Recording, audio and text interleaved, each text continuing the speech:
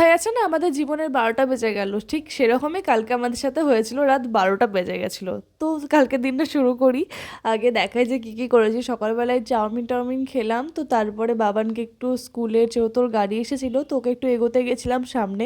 তো দেখো বাবান তো এদিকে ছোট বাচ্চা, মানে কুকুরের বাচ্চা দেখলে হয়, তো ভালোবাসছিল। তো এরপরে বাবানকে স্কুলে পাঠিয়ে দিই, আর এরপরে আমি দিই মেলে বেরিয়ে গেছিলাম জিজুর সাথে, হচ্ছে যে পার্লারে যাওয়ার জন্য। তো আর তার আগে আমাদের একটু কাজ ছিল বাবানদের স্কুলে, তো সেখানে আমরা গেছিলাম। আর বাবান দেখে মানে বড়দের মতন, যা যা এখানে কি করছিস, মানে এত বড় হয়ে গেছে, ছোট বাচ্চা কোথায় দেখে আনন্দ পাবে তা না। তো যাই হোক, এরপর আমরা চলে এসেছিলাম বাদশা ফ্যামিলি স্যালনে। পরে আমাদের ঠিক হয়েছিল আগে থেকেই যে দিদি চুলটা স্মুথিং করবে, তো আমরা সেটার জন্যই গেছিলাম। আর আমিও ভেবেছিলাম হেয়ার স্পাটা করিয়ে নেব।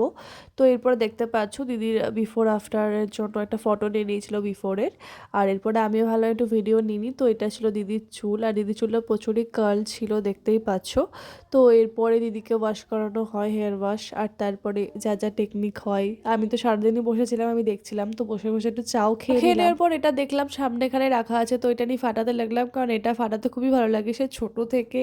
মানে এটা দেখলে পরেই থাকতে পারি না, মানে কখন ফাটাবো এরকম মনে হয়। তো আমাদের ওখানে যে, মানে যেখানে আমরা গেছিলাম স্যালনে, সেখানে সেই দাদাটা আমাদের কেক খাইয়েছিল এত ভালো।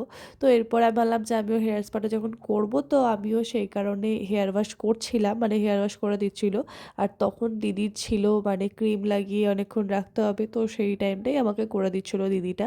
আর দিদিটার ব্যবহার খুবই ভালো, দিদিটার সাথে পুরো মিশে গেছিলাম, খুব গল্প করছিলাম আমরা। তো এরপরে দেখতেই পাচ্ছ দুই বোন একসাথে আমরা পার্লারে।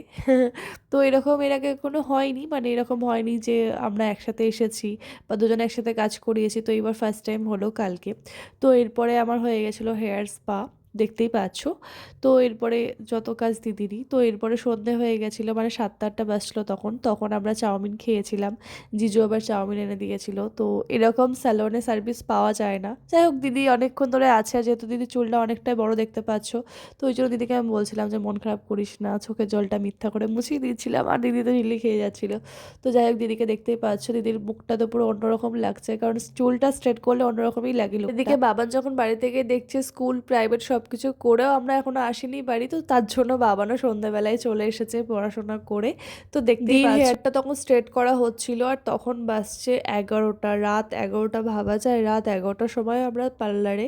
আর আমরা যখন গেছিলাম তখন ওই 11টায় বাজছিল, মানে 11টা 11:30, আর আমাদের বাড়ি যেতে যেতেও 12টা ভাবা যায়, মানে এতক্ষণ পার্লারে আমরা ফার্স্ট টাইম থাকলাম এতক্ষণ। মানে এটাকেও স্ট্রেটনিং করিয়েছি, বাট আমার এতক্ষণ লাগেনি, যেহেতু আমার হেয়ারটা অতটা বড় না দিদির মতো। তো যাই হোক, এরপরে আমার হেয়ার স্পা হয়ে যাওয়ার পর লাস্টে আমারও একটু আয়রন দিয়ে দিয়েছিল। আর এরপরে যখন বাড়ি আসি তখন দেখো 12টা 15 যখন বাড়ি আসি, আর রাস্তাঘাট তো দেখলে পুরোই ফাঁকা। আর আমাদের যেহেতু দুপুরে হয়েছিল ডিমের ঝোল, তো সেটাও খেয়ে নিয়েছিলাম, আর তার সাথে চিকেন হয়েছিল রাতে, সেটাও খেয়ে নিয়েছিলাম। দিদি বলছিল দেখা যে কটার সময় ডিনার করছি, আমরা তো সেটাই দেখাচ্ছিলাম। সময় তো হাঁট চাচ্ছিলাম, হাড় চেবাতেই হবে আমাদের। খতম, টাটা বাই বাই। সত্যিই তাই, হাড় আমাদের চেবাতেই হবে, যতই যা হয়ে যাক। এই ছিল ভিডিওটা কেমন লাগলো কমেন্ট অবশ্যই জানিয়ে। Tata bye bye.